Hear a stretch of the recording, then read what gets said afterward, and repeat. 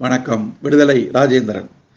இந்தியாவை இன்றைக்கும் அதிகாரத்தில் ஆட்சி செலுத்திக் கொண்டிருப்பது பார்ப்பன பனியா பன்னாட்டு நிறுவனங்கள் தான். இதற்கு சான்றாக அண்மையில் வந்த ஒரு செய்தியை பகிர்ந்து கொள்ள விரும்புகிறேன். இந்தியாவின் மிகப்பெரிய தொழில் நிறுவனங்களில் ஒன்று டாடா குழுமம். அதன் உரிமையாளர் ரத்தன் டாடா. இந்த குழுமத்தின் தலைவர் பதவியில் இருந்த சைரஸ் மிஸ்ட்ரி என்பவரை ரத்தன் டாடா 2 நாட்களுக்கு முன் பதவி நீக்கம் செய்திருக்கிறார்.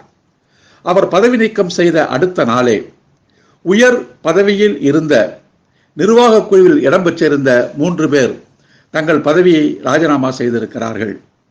அவர்கள் டாக்டர் நிர்மல்குமார் என்ற பார்ப்பனர், மது கண்ணன் என்ற பார்ப்பனர், டாக்டர் NS ராஜன் என்ற பார்ப்பனர். இந்த 3 பேரும் தான் டாடா சாம்ராஜ்யத்தின் அதிகாரத்தை தங்கள் கையில் வைத்துக் கொண்டிருந்த அந்த நிர்வாக குழுவில் இருந்தவர்கள். 9300 கோடி ரூபாய் மதிப்பிலான ஒரு மின் திட்டத்தை பற்றி தம்மிடம் உரிய தகவல் தெரிவிக்கவில்லை என்ற குற்றச்சாட்டின் காரணமாக இதன் தலைவர் சைரஸ் மிஸ்ட்ரி பதவி நீக்கம் செய்யப்பட்டிருக்கிறார் என்று செய்திகள் வந்திருக்கின்றன.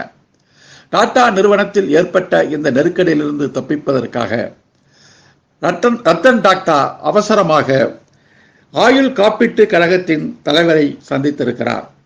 காரணம், ஆயுள் காப்பீட்டு கழகம்தான் டாடா நிறுவனத்தில் பெருமளவுக்கு முதலீடு செய்திருக்கிறது.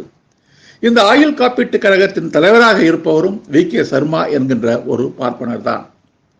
இது தவிர இப்போது பதவி விலகாமல் இந்த குழுவில் இடம்பெற்றிருந்த வேறு 2 பார்ப்பனர்கள், டாக்டர் ராஜன், டாக்டர் ஹரிஷ் ஆகியவர்கள் இப்போது வேறு பதவிகளில் டாடா குழுமத்துக்குள் அமர்த்தப்பட போகிறார்கள் என்று செய்திகள் வருகிறது.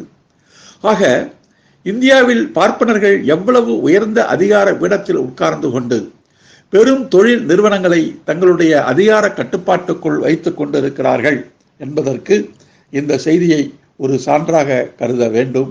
நன்றி, வணக்கம்.